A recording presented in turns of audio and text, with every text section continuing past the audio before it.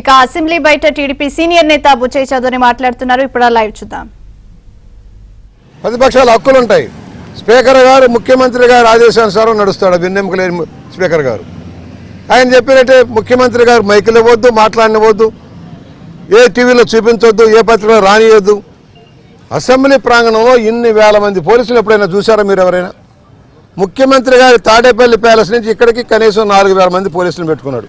ఇంత పిరికి సన్యాసి ముఖ్యమంత్రి, ఇంత భయపడే ముఖ్యమంత్రి ప్రజలకు అంత బ్రహ్మాండమైన సేవలు చేస్తే ఎందుకు ఇంతమంది పోలీసులు? నీకు ఎందుకు? నువ్వు కనీసం 10 మందిని నీ మీటింగులకి మొత్తం కూడా అధికార గణాన్ని బెదిరించి బొకాయించి పబ్బం గడుపుకుంటున్నావు. నీ మీటింగ్లో జనం నిలబడటంలా, డబ్బులు ఇచ్చినా, భోజనాలు పెట్టినా, బిర్యానీలు ఇచ్చినా, బ్రాందీ సీసాలు ఇచ్చినా ఎవరు నీ మీటింగ్లో నిలబడటంలా. ఒక మీటింగ్కి 5 జిల్లాల జనాన్ని తరలిస్తే పట్టుమని 20,000 మంది లేరు ఇక్కడ. అంటే నీ మీద ఎంత వ్యతిరేకత ఉందో రాష్ట్రంలో గమనించుకోమని కోరుతాను. నీ అనుబంధ సంస్థలన్నీ వ్యతిరేకిస్తావు. నువ్వు ఏదైతే సామాజిక న్యాయం పేరుతో కార్పొరేషన్ ఏర్పాటు చేసావు వాళ్ళంతా నిన్ను వ్యతిరేకిస్తూ ఉన్నారు. కనీస విధులు లేక, నిధులు లేక తలడిల్లిపోతూ ఉన్నారు. రాజకీయ పబ్బం కోసం కమిటీలు వేసావు, చర్మలు చేసావు, బల్లా లేదు, కుర్చీ లేదు. ఏది సాధించావని నీకు మద్దతు ఇవ్వాలి? స్థానిక సంస్థలని, షెడ్యూల్డ్ తెగల్ని, బలహీన వర్గాలని, షెడ్యూల్డ్ క్యాస్ట్ని అందరినీ దగా చేసావు, మైనార్టీలతో సహా. ఒక్క పథకం అమలు కాల రాష్ట్రంలో. అది ప్రశ్నిద్దామంటే అవకాశం ఇవ్వడు. మేము చెబుతున్నాం, ఇలాంటి రాజ్యాంగబద్ధమైన చట్టసభనే నిర్వీర్యం చేసి, చట్టసభ గౌరవం లేకుండా చేసి, పోలీసు రాజ్యంగా మార్చి రాష్ట్రంలో నియంత్రణ పోగొడబోతున్న ఈ ముఖ్యమంత్రి గుణపాఠం చెప్పాలి. తక్షణం డిమాండ్ చేస్తున్నాం, అరెస్ట్ చేసిన సర్పంచులందరినీ రిలీజ్ చేయాలి, వెంటనే క్షమాపణ చెప్పాలి. వారి నిధులు కనీసం రాబోయే 6 నెలలైనా వాడు వాడుకొని అప్పుల పాలైపోయిన సర్పంచులు, ఎంపీటీసీలు, జడ్పీటీసీలకు రక్షణ కల్పించాలి. ప్రజల భారం మోసేదేమో సర్పంచులు, ఎంపీటీసీలు, జడ్పీటీసీలు, పెత్తనం చేసేది వాలంటీర్లని ప్రశ్నిస్తూ ఉన్నాం.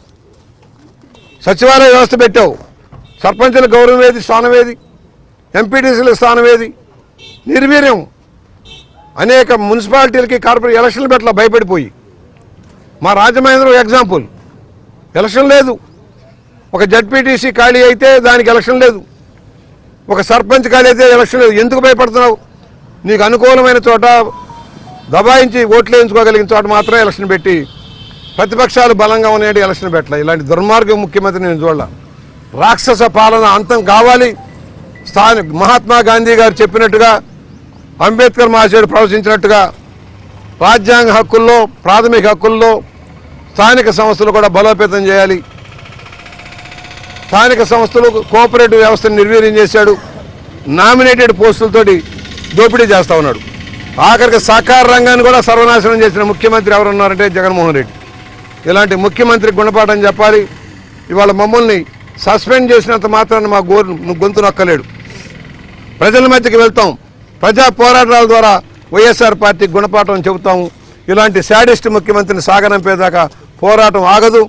ఈ సర్పంచుల సంఘానికి మా పూర్తి మద్దతు ఇస్తున్నాం. అలాగే ఇవాళ ఆశా వర్కర్లు, అంగన్వాడీ వర్కర్లు అందరికీ కూడా దగా మోసం చేశాడు. వాళ్ళందరికీ కూడా న్యాయం జరిగేంత వరకు కూడా వాళ్ళకి మద్దతుగా ఉంటామని సవినయంగా మనవి చేస్తాం.